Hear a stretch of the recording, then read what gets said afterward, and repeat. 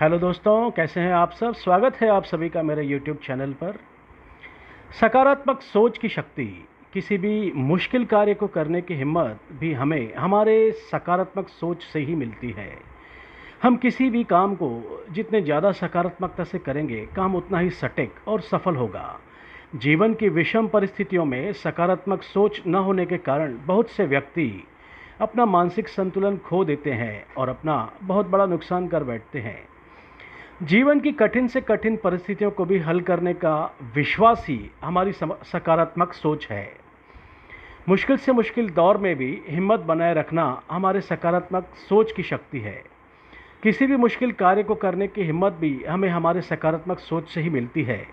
हम किसी काम को जितने ज़्यादा सकारात्मकता से करेंगे, काम उतना ही सटीक और सफल होगा।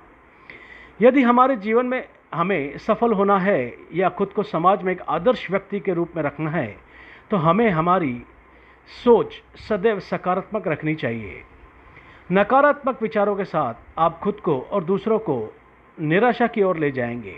जीवन में सफलता की इच्छा रखने वाले हर व्यक्ति को सकारात्मक सोच के साथ ही अपना कार्य संपन्न करना चाहिए। हमारी हमेशा यही कोशिश होनी चाहिए कि हमारी मित्रता एक सकारात्मक सोच वाले व्यक्ति से हो, ताकि उसके विचारों का प्रभाव हमारे ऊपर भी पड़े और हम भी उसकी तरह सफलता की ओर बढ़ते जाएं। दोस्तों, महाराज दशरथ को जब संतान प्राप्ति नहीं हो रही थी तो वे बड़े दुखी रहते थे, पर ऐसे समय में उनको एक ही बात से हौसला मिलता था जो उन्हें कभी आशाहीन नहीं होने देता था, और वो था श्रवण के पिता का श्राप। दशरथ जब जब दुखी होते थे, उन्हें श्रवण के पिता का दिया हुआ श्राप याद आता था। श्रवण के पिता ने ये श्राप दिया था कि जैसे मैं पुत्र वियोग में तड़प तड़प के मर रहा हूँ, दशरथ, वैसे तू भी तड़प तड़प कर मरेगा। दशरथ को पता था कि ये श्राप अवश्य फलीभूत होगा, और इसका मतलब है कि इस जन्म में मुझे पुत्र तो जरूर प्राप्त होगा, और तभी तो मैं उसके शोक में तड़प तड़प के मरूंगा।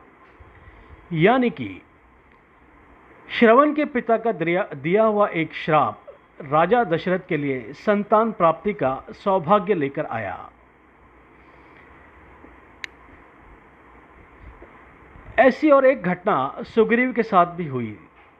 वाल्मीकि रामायण में वर्णन है कि सुग्रीव जब माता सीता की खोज में वानर वीरों को पृथ्वी की अलग अलग दिशाओं में भेज रहे थे, तो उसके साथ साथ उन्हें ये भी बता रहे थे कि किस दिशा में तुम्हें कौन सा देश मिलेगा और किस दिशा में तुम्हें जाना चाहिए या नहीं जाना चाहिए।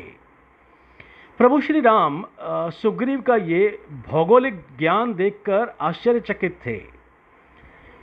उन्होंने सुग्रीव से पूछा कि सुग्रीव, तुमको ये सब कैसे पता? तो सुग्रीव ने कहा, मैं बाली के भय से जब मारा मारा फिर रहा था, तब पूरी पृथ्वी पर कहीं शरण नहीं मिली, और इस चक्कर में मैंने पूरी पृथ्वी शान मारी, और इसी दौरान मुझे पृथ्वी के पूरे भूगोल का ज्ञान हो गया। अब अगर सुग्रीव पर यह संकट न आया होता और उन्हें ये भूगोल का ज्ञान नहीं होता, तो माता जानकी को खोजना कितना कठिन हो जाता।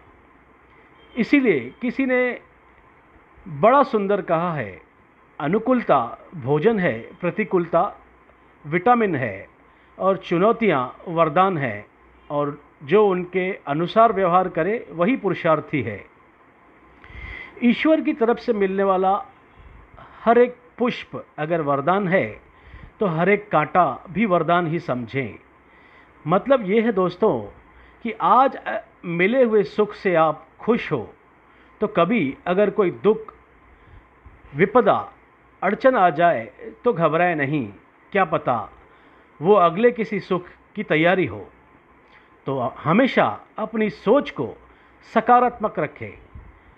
धन्यवाद।